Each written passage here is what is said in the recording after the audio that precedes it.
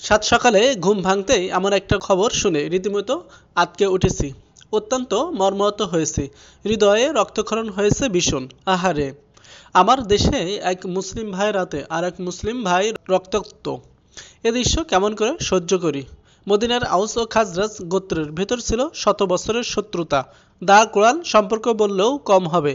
সেই শত্রুতা ঘোচাতে নবীজির 1 ঘন্টাও সময় লাগেনি, কেননা তিনি সমস্যার একেবারে গোড়ায় হাত দিয়েছিলেন।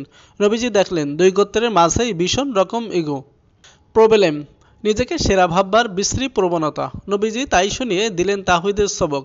শোনো, তোমরা কেউ বড় নও, বড়ত্ব একমাত্র আল্লাহর শান। তাই একবার যখন আল্লাহর শ্রেষ্ঠত্ব মেনেই নিয়েছো, তখন আর নিজেকে ছোট ভাবতে বাধা কোথায়। আল্লাহর ইচ্ছার সামনে নিজেদের সঁপে দাও, সব ভেদাভেদ ভুলে যাও।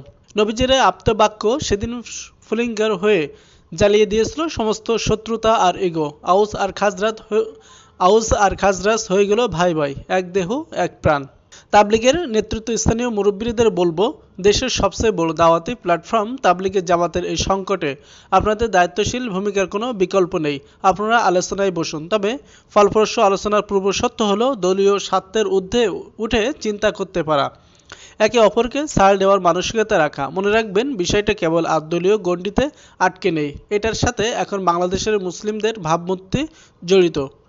আপনারা খুব ভালো করেই জানেন, আমাদের প্রতিবেশী দেশের গণমাধ্যমগুলো ওত পেতে থাকে কখন এদেশে মুসলিমদের এক হাত নেওয়া যায়। সেখানে আপনারা যদি বল ঠেলে দেন ওদের কোর্টে, সেটা খুবই দুঃখজনক। গতকালের ঘটনা নিঃসন্দেহে তাদেরকে সুবিধা দেবে। তারা ইস্যু ব্যবহার করে এদেশের ইসলামী আন্দোলন ও দলগুলোকে বিতর্কিত করবার চেষ্টা চালাতে পারে।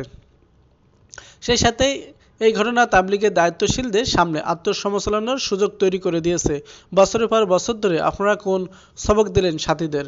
আপনারা কি তাদেরকে এক উম্মাহ কনসেপ্ট শেখাতে ব্যর্থ হয়েছেন? আপনারা যথার্থ তারবিয়াত দিতে পারেননি বলেই সাথীরা আজ সত্যিকার শত্রু চিনতে ভুলে গিয়েছে, নিজেদেরকেই শত্রু ভেবে বসেছে। পৃথিবীর অন্যান্য দেশে তাবলিগের দুপক্ষ যার যার মতো কাজ করছে, কিন্তু এমন মারামারি তো হচ্ছে না, কারণ তাদের মধ্যে উম্মাহ স্পিরিটই আছে। উম্মাহ স্পিরিটই যত বড় করে তোলা যাবে, দলীয় স্বার্থ তাদের কাছে তত নগণ্য হয়ে উঠবে। সামনের দিকে দৃষ্টি ফেরান, সেখানকার বিজয়ের পেছনে বড় ভূমিকা রেখেছে ঐক্য। অত্যন্ত 10টা বড় বড় গ্রুপ সেখানে লড়াই করেছে স্বৈরাচারের বিরুদ্ধে।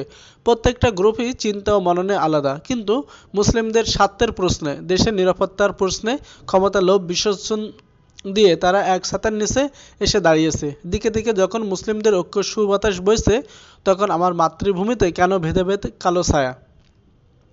তাবলিগের সাথী ভাইদের বলবো, আল্লাহর হস্তে সংযত হন, আল্লাহকে ভয় করুন।